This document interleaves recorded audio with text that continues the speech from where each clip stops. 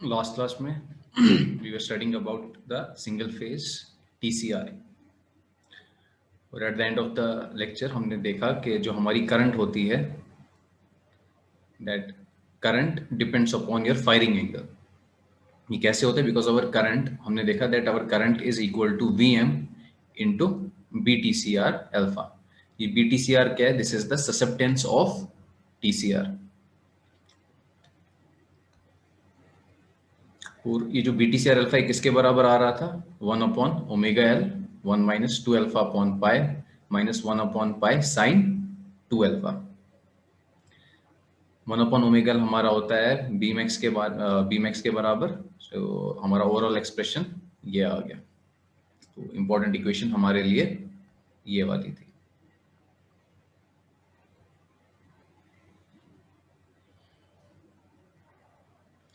इस इक्वेशन से हम क्या देख रहे हैं कि व्हेन और जो हमारा TCR है when alpha is equal to 90 degrees.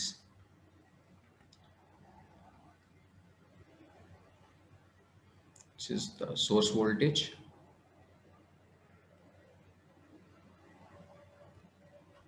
Vs. So at alpha equal to 90 degrees. At alpha equal to 90 degrees. अगर आप अल्फा इक्वल टू 90 डिग्रीज पे अपने थायरिस्टर T1 को फायर करोगे और यहां पर आप T2 को फायर करोगे, हमारे पास क्या होती है? हमें एक साइनोसाइडल करंट मिलती है जो कि कंटिन्यूअस इन नेचर होती है.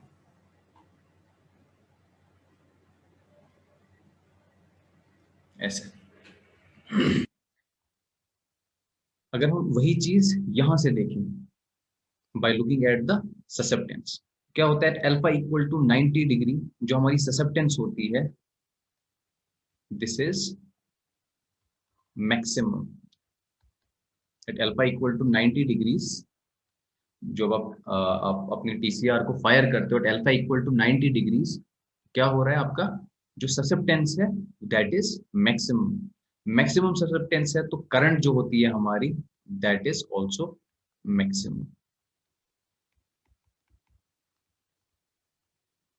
So at alpha equal to 90 degrees, the susceptance of your TCR, it is maximum. Since susceptance is maximum, so current drawn is also maximum. जो आपकी करंट ड्रॉन मैक्सिमम है तो हम ये बोल सकते हैं कि जो आपका TCR है, TCR is absorbing maximum reactive power. So at alpha equal to 90 degrees, the susceptance is maximum, the current is maximum. तो हम ये बोल सकते हैं कि जब आपका फायरिंग एंगल होता है 90 डिग्रीज के बराबर, क्योंकि करंट आपकी तब मैक्सिमम होती है, ससेप्टेंस आपकी मैक्सिमम है, तो जो आपका TCR है it will absorb maximum reactive power.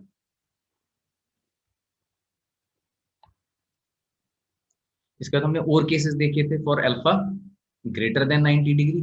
So when your alpha is greater than 90 degree, हम क्या देखते हैं? जो आपकी ससेप्टेंस है that starts decreasing. So when your susceptance start decreasing, जो आपकी करंट होती है it also starts decreasing. अब क्या हो रहा है? जो आपका TCR है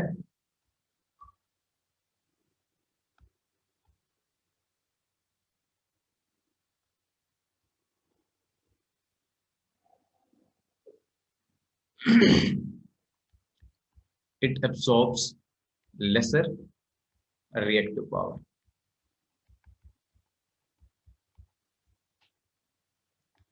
आप अल्फा को 180 डिग्री कर दो तो यहां पर हम क्या देखेंगे? जो आपकी ससेप्टेंस है it becomes equal to 0.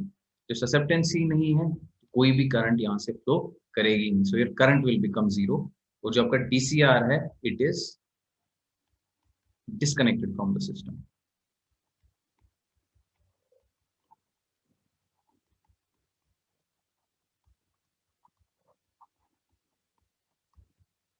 So it will absorb no reactive power. तो हमारे पहला केस क्या था? When your alpha is equal to 90 degree, at alpha equal to 90 degree, the susceptance is maximum, susceptance maximum है तो current maximum होगी। तो ये करंट ड्रॉ कर रहा है when that is maximum, so your that reactive power that you are absorbing is maximum. फिर आप अल्फा को बढ़ाओ, make it greater than 90 degree. हमने देखा कि करंट हमारी डिसकंटिन्यूस हो जाती है। डिसकंटिन्यूस क्यों होती है? क्योंकि जो ससेप्टेंस है इट स्टार्ट्स डिक्रीजिंग। जब ससेप्टेंस आपकी डिक्रीज होगी, करंट डिक्रीज हो जाएगी। करंट डिक्रीज होगी, so your TCR will absorb lesser reactive power and at alpha equal to 180 degree, क्योंकि ससेप्टेंस आपकी जीरो होती है, so at that time no current will be allowed, your current will be zero and TCR it will be disconnected from the system। ये कोई भी reactive power absorb नहीं करेगा।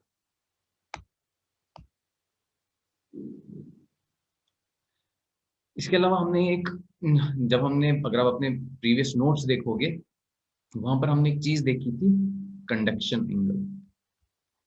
Conduction angle, अभी जो हमने ये फॉर्मूला डिराइव किए हैं, ये सब क्या है? इन terms of alpha, firing angle. अब हम क्या चाहते हैं कि यही जो हमारे ये फॉर्मूलाज हैं हम निकालें, but in terms of conduction angle. इसमें भी सब एक चीज का ख्याल रखना, हो सकता है जब आप इस पे अल्फा इक्वल टू 90 डिग्री डालोगे, आप देखोगे कि आपको वैल्यूज नहीं आ रही। तो मैंने आपको लास्ट क्लास में बोला था कि हम जो भी अपना ये एनालिसिस कर रहे हैं, हम इसमें क्या देख रहे हैं, हमारा जो सोर्स वोल्टेज है दैट इज एट, यहाँ 0 डिग्री से हम स्टार्ट करते हैं। लेकिन जो बुक्स होती हैं दे स्टार्ट फ्रॉम, वो मैक्सिमम से पहले ही ले लेते हैं सोर्स वोल्टेज, और फिर दिखाते हैं ऐसे आपकी करंट राइज हो रही है।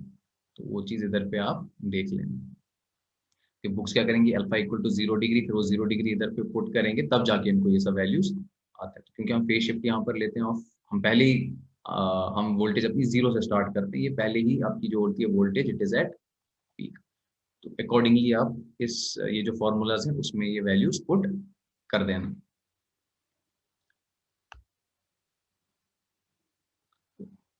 हम क्या चाह रहे हैं, अब जो हमारा फॉर्मूलाज हैं वो आ जाए इन टर्म्स ऑफ कंडक्शन एंगल।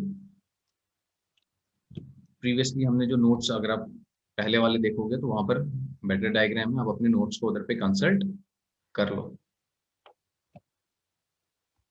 ये आपका केस आ रहा था for alpha greater than 90 degree. ये आपकी वोल्टेज है, since your alpha is greater than 90 degree, हमारे पास आती है डिसकंटिन्यूअस कंडक्शन। ये जो एंगल है हमारा, this is the conduction angle.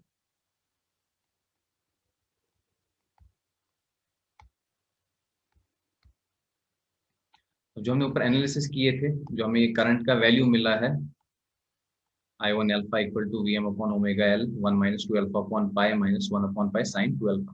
तो हम चाह रहे हैं कि यही इक्वेशन हमें मिले, but in terms of this conduction angle. Conduction angle क्या है? आपने इस पोजीशन पे अपने T1 को फायर किया, तो ये क्या करेगा, चार्ज करेगा इंडक्टर और फिर एनर्जी रिलीज करेगा। इतने पोर्शन में क्या होगा, हमारा जो पीसीआर है it will conduct. So VL will be equal to, अगर हम इसको प्लॉट करें तो यहाँ पे हमें ऐसे VL मिलेगी।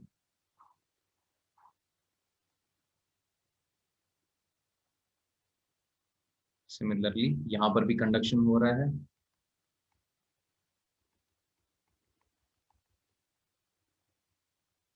यहाँ पर हमें ऐसी वोल्टेजेस मिलेंगी।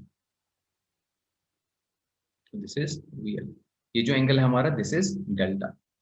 तो आप यहाँ पर एनालाइज करोगे ये डेल्टा किसके बराबर है, सो आप इसको एनालाइज करोगे, this delta plus sigma by 2, this is equal to pi. Alpha and sigma के बीच का ये रिलेशन है, and when you put these values upon solving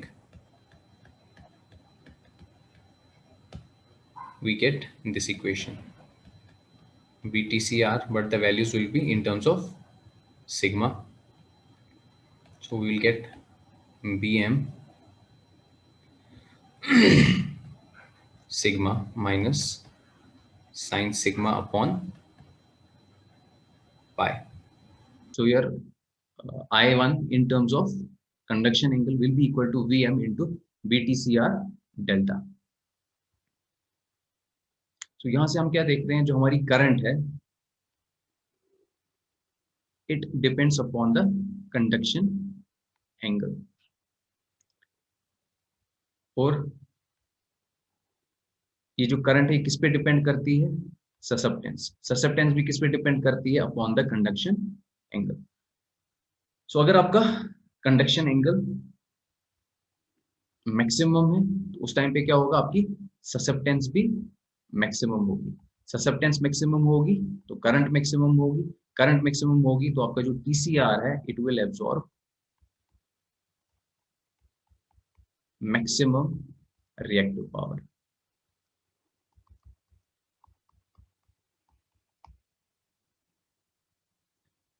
और जब आप क्या करते हो? आप अपने डेल्टा को, आपका जब डेल्टा डिक्रीज हो जाता है, when your conduction angle decreases, उस टाइम पे क्या होता है? आप देखते हो कि जो ससेप्टेंस होती है, ससेप्टेंस आल्सो डिक्रीजेस। ससेप्टेंस जैसे ही डिक्रीज होती है, आपकी जो करंट होती है इट डिक्रीजेस।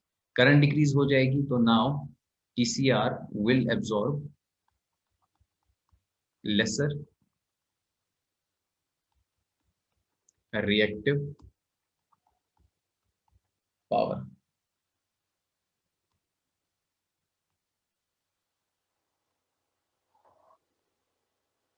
अगर आप इन दोनों को आप देखना चाहोगे, जब आपका अल्फा होता है equal to 90 degree, at alpha equal to 90 degree जो हमारा कंडक्शन एंगल होता है, कंडक्शन एंगल इज मैक्सिमम।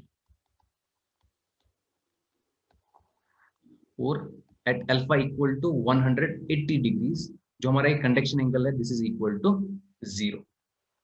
इस टाइम पे क्या होता है? जो ससेप्टेंस होती है दैट इज मैक्सिमम। यहाँ पे अल्फा इक्वल टू 180 डिग्री के टाइम पे कंडक्शन एंगल हमारा 0 होता है, तो जो ससेप्टेंस होती है दैट इज मिनिमम। मिनिमम का 0 हो जाती है। तो अगर आपकी ससेप्टेंस मैक्सिमम है तो जो फंडामेंटल कंपोनेंट है of the lagging current that you are drawing that is also maximum.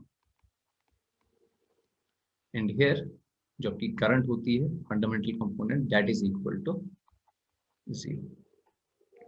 तो हमने सेम एनालिसिस किया but in terms of conduction angle.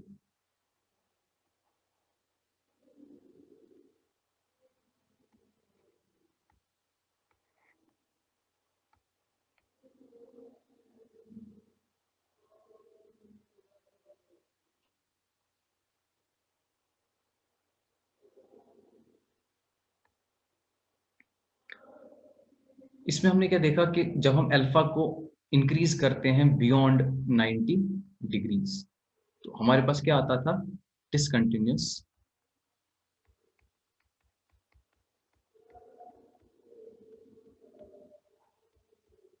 Conduction mode. तो एक और चीज जो हमने देखी थी, for alpha greater than 90 degree जो हमारा टीसीआर है इट ड्रॉज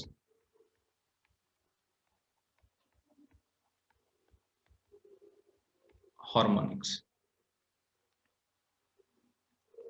तो टीसीआर क्या कर रहा है? जब हमारा डिसकंटिन्यूअस कंडक्शन मोड होता है तो टीसीआर होता है what it does is it draws harmonics. तो आपके पास RMS value of nth order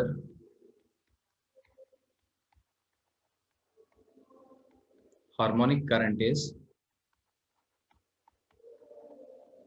so that will, इसमें आपको पूरा जैसे हमने मैंने आपको जो नोट्स भेजे थे उसमें हमने फंडामेंटल कंपोनेंट के लिए निकाला है, वैसे ही आप nth हार्मोनिक के लिए भी निकाल सकते हो। सो वहां पर जो आपकी इक्वेशन आएगी that will be your I n alpha will be equal to V M upon omega L 4/पाई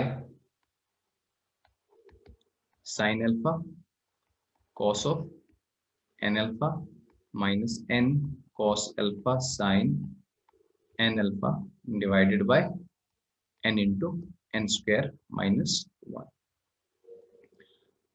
जो आपका आपके हार्मोनिक्स हैं तो जब उनका एनालिसिस करोगे तो RMS value of nth order harmonic currents will be this.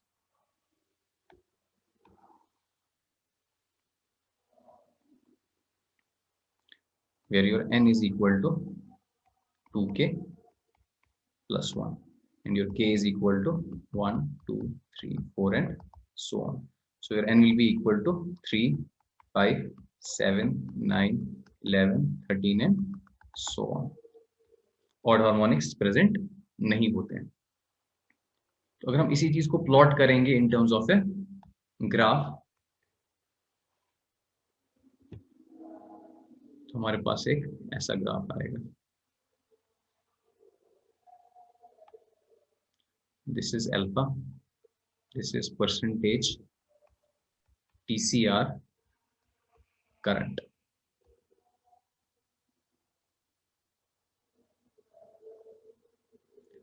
पे आपका alpha is equal to 90 degree, 100 degree, 110 degrees, 120,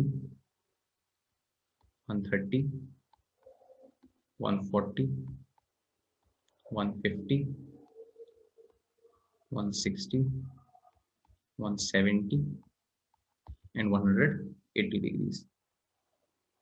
This is 10%, 20, 30, 40, 50, 60, 70, 80, 90,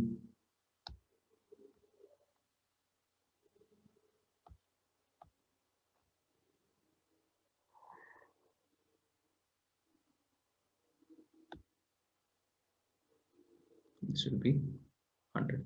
This is 10%, 20%, 30%, 40%, 50%, 60%, 70%, 80%, 90% and 100%.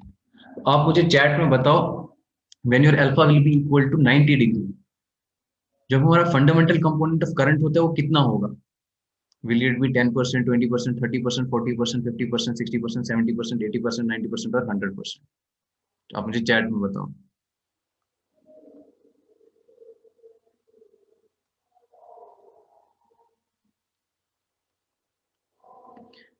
जब हमारा अल्फा इक्वल टू 90 डिग्री होता है,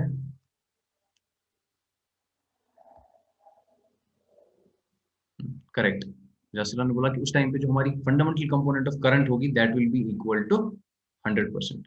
और at alpha equal to 180 degree the fundamental component of current वो कितना होगा?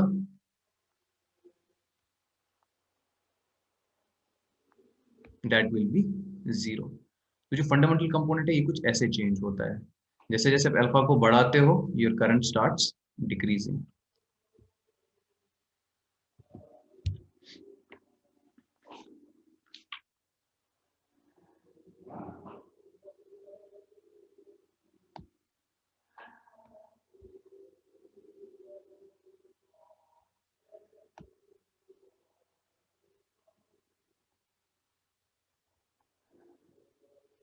ये ऐसे चेंज होता है. थोड़ा सा बेटर बनाता हूं मैं.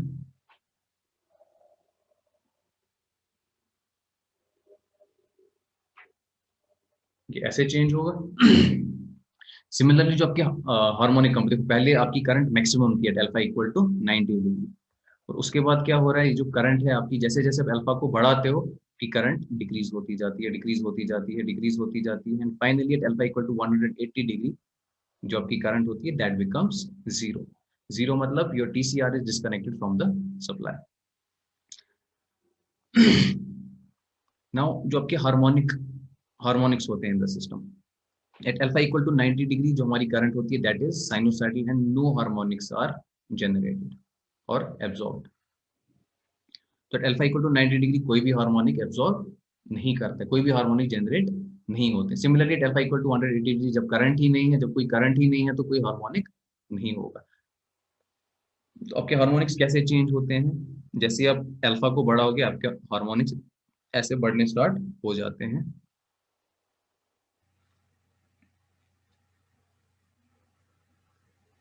Then they start decreasing.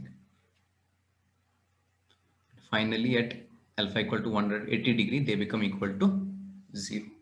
So this is the graph that shows your harmonics. So I hope आपको ये चीज समझ आ गई होगी कैसे alpha equal to 180 degree fundamental component maximum होता है, और उसके बाद जैसे ही आप बढ़ाते हो, आप अल्फा को इंक्रीज करते हो, करंट हमारी डिक्रीज होनी स्टार्ट हो जाती है। करंट जैसी हमारी डिक्रीज होती है, finally at alpha equal to 180 degree ये जीरो हो जाती है। तो ये कुछ ऐसे फॉल करता है, फाइनली इट बिकम्स जीरो। जो आपके हार्मोनिक कंपोनेंट्स हैं वो ऐसे बढ़ेंगे and then they also start decreasing and finally they also tend to zero.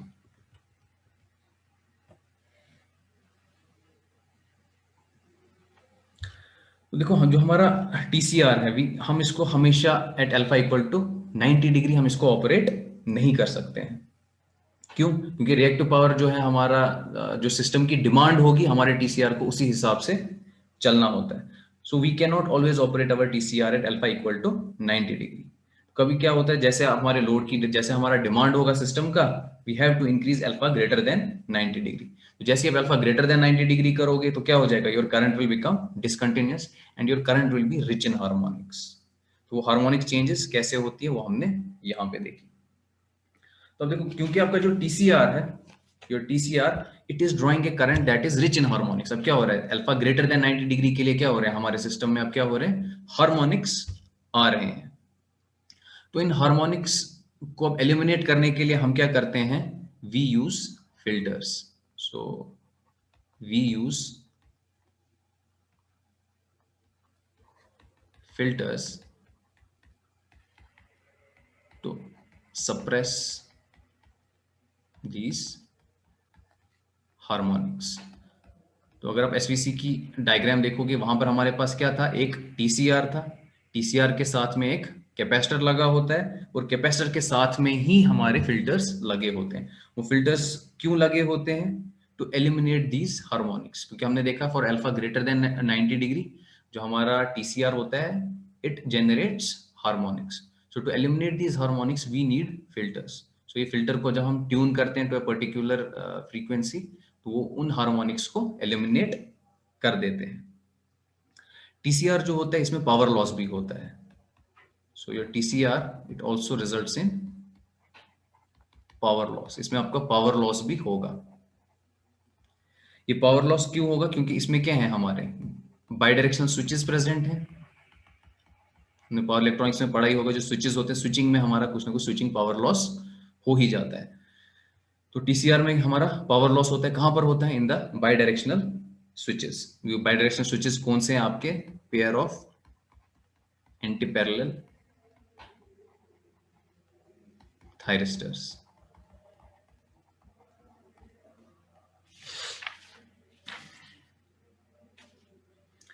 सो हम क्या देख रहे हैं, there are some conduction losses in thyristors. ये लॉसेस कितने होते हैं, जो आपका पावर लॉस होता है, your power loss, this is 0.5 to 2% of total TCR rating. और जो आपका इंडक्टर लगा हुआ है उसका क्वालिटी फैक्टर कितना होता है, क्वालिटी फैक्टर और Q factor. So the Q factor of coil is 40 to 100। तो ये सब था अबाउट सिंगल फेज TCR। लेकिन जनरली जब आप फील्ड में काम करोगे, we deal with a 3 phase system. जो हमारा सिस्टम होता है वो सिंगल फेज सिस्टम तो है नहीं। तो जब आप ट्रांसमिशन लाइन को देखते हो वहां पर हमारा एक 3 फेज सिस्टम होता है। तो ट्रांसमिशन लाइन में जनरली क्या हो रहा है, we don't use a single phase TCR but we use a 3 phase TCR।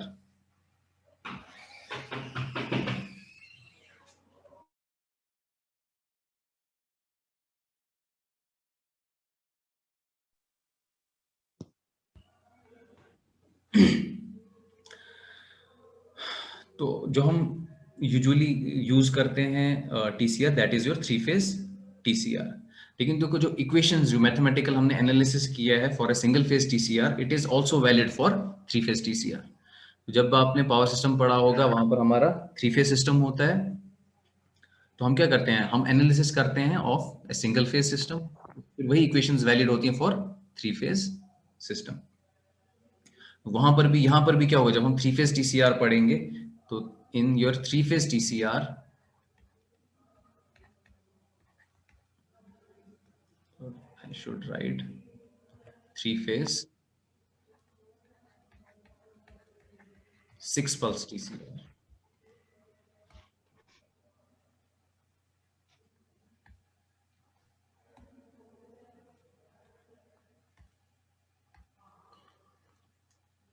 यहां पर भी क्या होगा, जो आपकी करंट है that will depend upon the firing angle, और at alpha equal to 90 degree जो ससेप्टेंस होगी that will be maximum, so current will be maximum and maximum reactive power will be absorbed.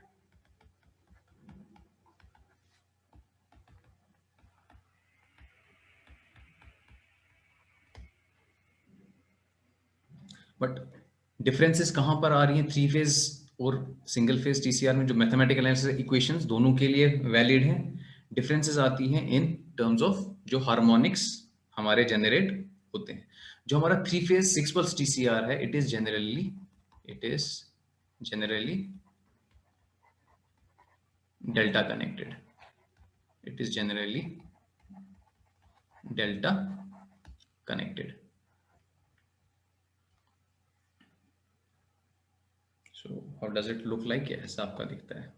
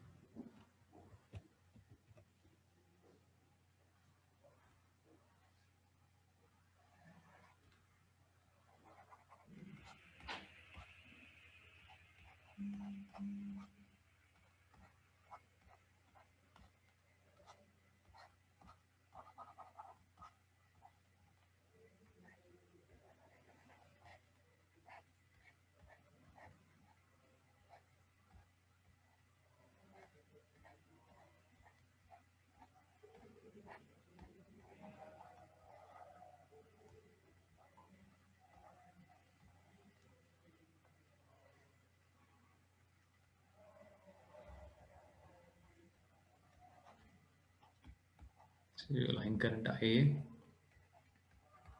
Line current IB, line current IC. Phase current सबकी ऐसे flow करेंगी, IAB,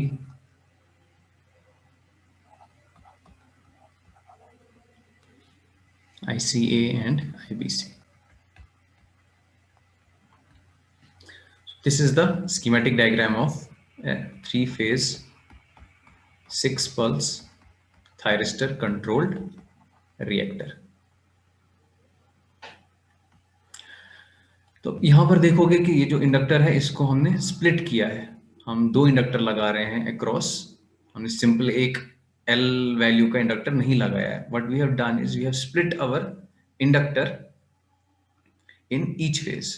So we have L by 2 here, L by 2 here, and we have connected it across your anti-parallel thyristors. So inductor in each phase is split into two halves, one on each side of the anti-parallel connected thyristor pair. ये हम क्यों करते हैं? तो कभी कभी क्या होता है, ड्यू टू फॉल्ट क्या हो जाएगा. अब सपोज यहां पर सिर्फ एक ही आपका ये लगा हुआ है इंडक्टर, कोई फॉल्ट आ जाएगी आपके इन टर्मिनल्स के बीच में. इस फॉल्ट की वजह से क्या होगा, फुल एसी वोल्टेज जो होगी it will appear across your thyristor valves in case of A short circuit. तो हम क्या करते हैं, हम जो हमारा इंडक्टर है उस इंडक्टर को हम इसके दोनों साइड्स पे लगा देते। तो अगर कोई फेज के बीच में फॉल्ट आ भी जाती है, अगर आपका जो ये आपका टीसीआर है, in case of A fault जो फुल एसी वोल्टेज है, it will not appear across the thyristor valves. कुछ इसके अक्रॉस ड्रॉप हो जाएगी, कुछ इसके अक्रॉस ड्रॉप हो जाएगी, तो जो हमारा थायरिस्टर है it will be saved. So we have two inductances of value L/2 and L/2। तो क्या होगा, it will limit the short circuit current, और जो आपका ये है थायरिस्टर वेल्व्स हैं दे विल बी सेव्ड। अगर आप एक इंडक्टर यूज करोगे तो इन टर्म्स अगर आपका कोई शॉर्ट सर्किट फॉल्ट आ जाती है तो आपकी थायरिस्टर वेल्व्स जो हैं वो डैमेज हो सकते हैं। सो टू प्रिवेंट दिस डैमेज हम क्या करते हैं, जो हमारा इंडक्टर होता है वी स्प्लिट इट। तो हम क्या करेंगे, हाफ वैल्यू का इसके एक साइड पे लगाएंगे, हाफ वैल्यू का दूसरे साइड से लगाएंगे। This is done to protect these thyristor valves. So this is the schematic diagram of a three-phase TCR.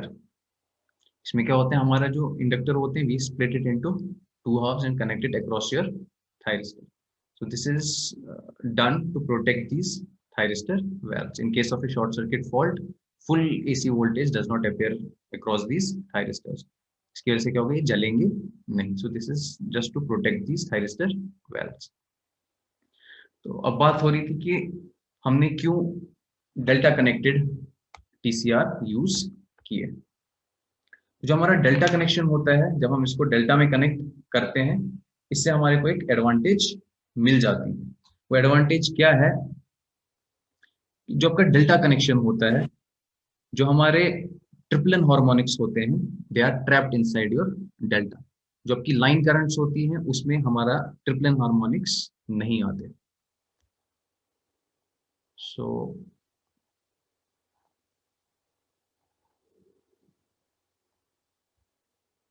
Advantage क्या है, advantage of delta connection,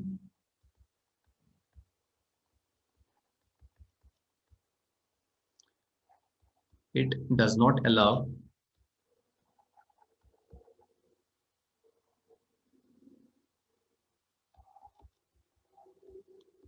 circulation of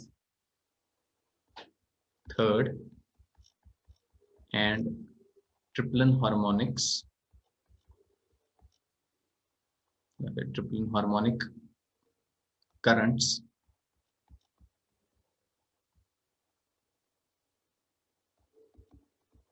into the transmission line। Advantage क्या होता है अब delta connection के, जो आपके third harmonics होते हैं, ट्रिप्लन हार्मोनिक्स होते हैं, it does not allow them to circulate in the transmission line. ये जो आपके थर्ड हार्मोनिक्स और ट्रिप्लन हार्मोनिक्स होते हैं they are trapped inside the delta connection, बस यहाँ पर फ्लो करेंगे, लेकिन लाइन करंट्स में आपको ये थर्ड हार्मोनिक्स और ट्रिप्लन हार्मोनिक्स नहीं मिलेंगे। तो हम ये प्रूव कर सकते हैं कि कैसे ये जो हमारे थर्ड हार्मोनिक्स होते हैं, मल्टीपल्स ऑफ थर्ड हार्मोनिक होते हैं, ये कैसे हमारे कैंसल आउट हो जाते हैं। So we can prove this. So if we analyse the third harmonic,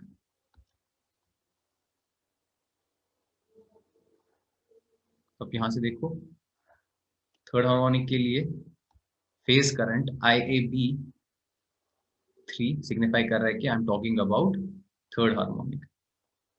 So this will be equal to I3. I3 is the maximum value of third harmonic current. This will be equal to I3 cos of 3 omega t plus phi 3. IBC will be equal to I3 cos of 3 omega t plus phi 3 minus 2 pi by 3. So I can write this as I3 cos of 3 को common ले लो, so you will be having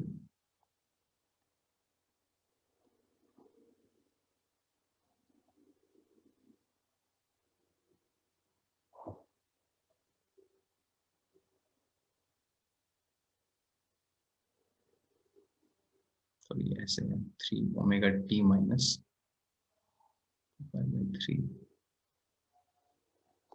second check.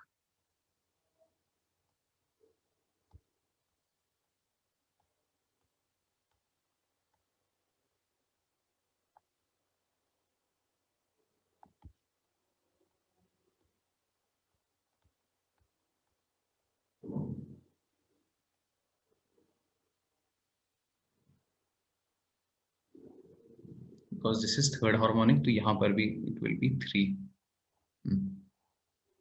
सो 3 को मैं common ले सकता हूँ, so this will be equal to omega t minus 2π/3 plus 5/3।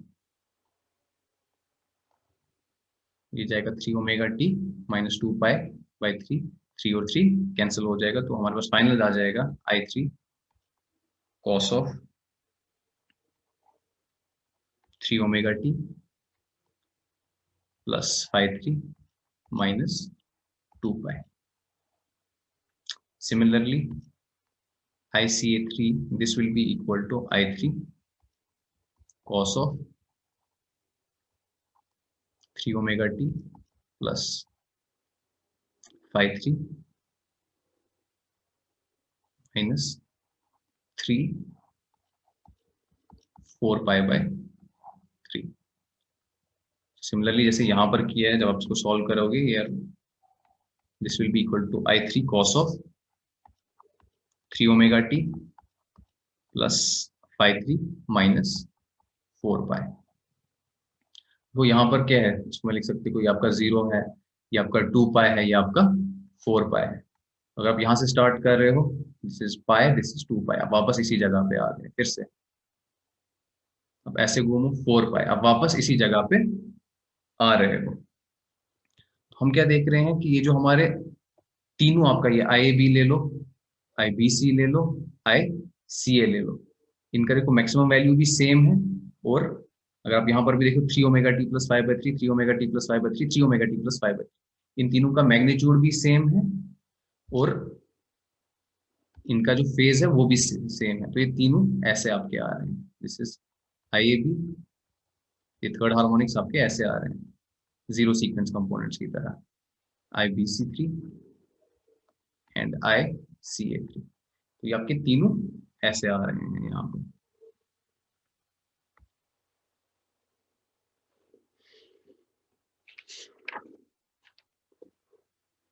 तो हम क्या देख रहे हैं, जो आपकी तीनों करंट्स हैं दे आर इन फेज, और ये कहां पर सर्कुलेट कर रहे हैं, in the thyristor delta forming zero sequence system. तो यहां से आप देखो what will be IA, this will be equal to IAB minus ICA3। Similarly जो आपका IB होगा, आप इस सर्किट को सामने रखो, जो आपका IA है, this is equal to IAB minus ICA। IA किसके बराबर होगा, IAB माइनस ICA। यही चीज मैं लिख रहा हूँ यहाँ पे IAB3, क्योंकि हम थर्ड हार्मोनिक की बात करें, minus ICA3। Similarly IB3 will be equal to IBC, ये आपकी लाइन करंट्स हैं और ये आपके फेज करंट्स हैं।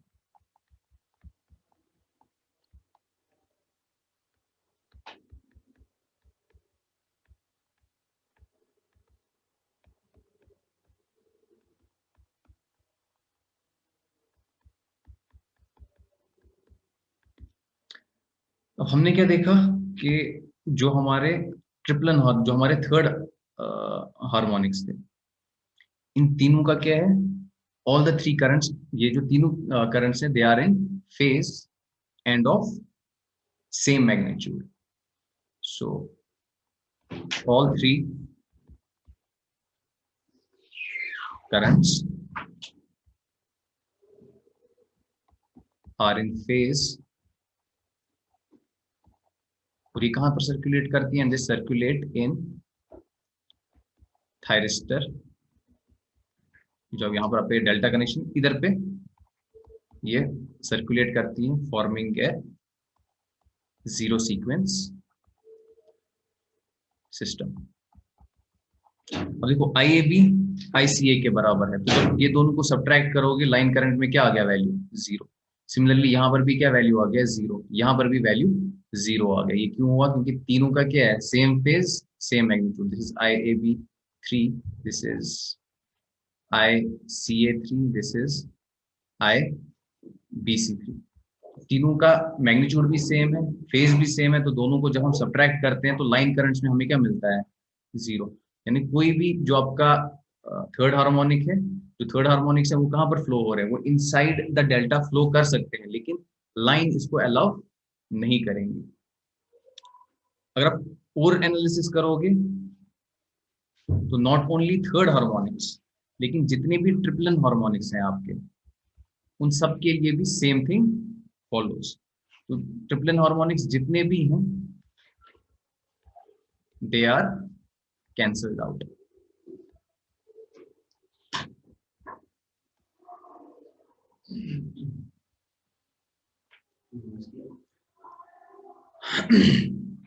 ट्रिपलन हार्मोनिक्स में भी सेम चीज होगी कि वो सिर्फ डेल्टा में फ्लो कर पाएंगे, लेकिन लाइंस में they are not allowed, so they are cancelled out in line currents. Line currents में ये आपके जो ट्रिपलन हार्मोनिक्स होंगे वो प्रेजेंट नहीं होंगे। इसका मतलब क्या है, सिर्फ कौन से आपकी जो आपकी ये हार्मोनिक्स है, कौन कौन से आपके हार्मोनिक्स एलिमिनेट हो जाएंगे,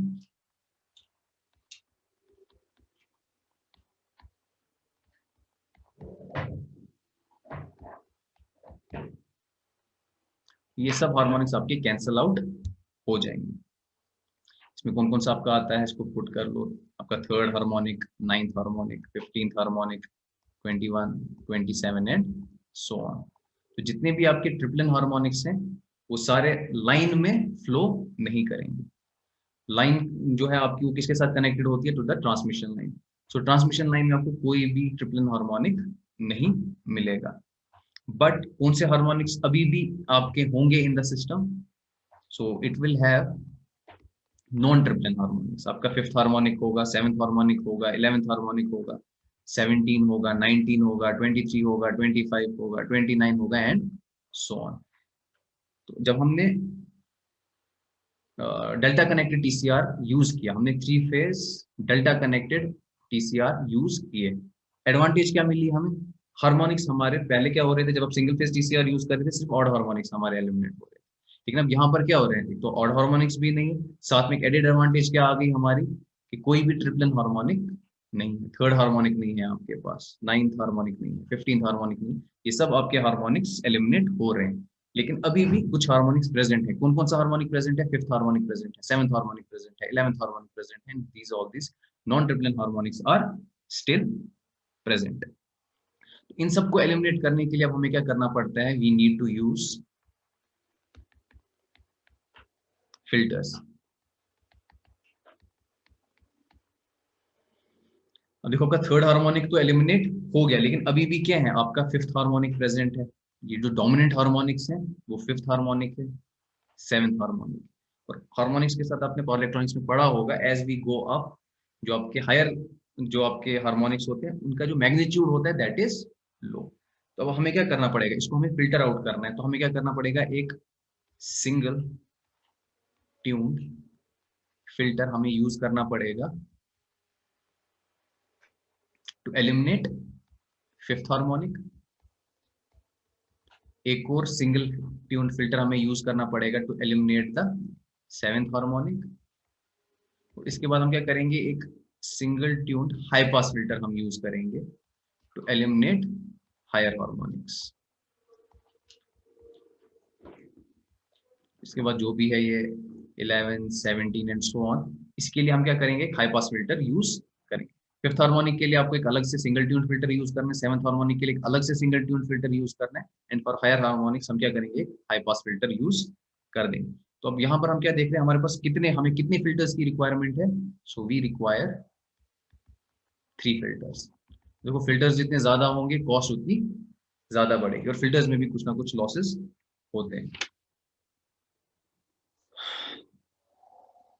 तो हमने यहाँ पर क्या देखा, जो हमारा थ्री फेज टीसीआर होता है, थ्री फेज टीसीआर क्या करते हैं, एक तो ऑड हार्मोनिक्स होते नहीं है, इसके अलावा it helps us in eliminating the third harmonic and triplen harmonics.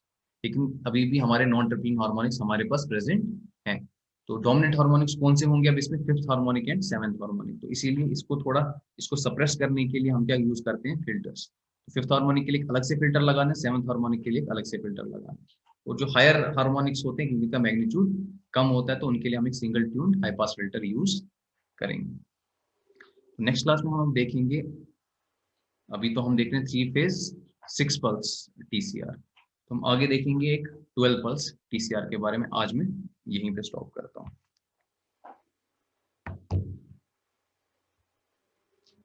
की अटेंडेंस ले लेता हूँ मैं।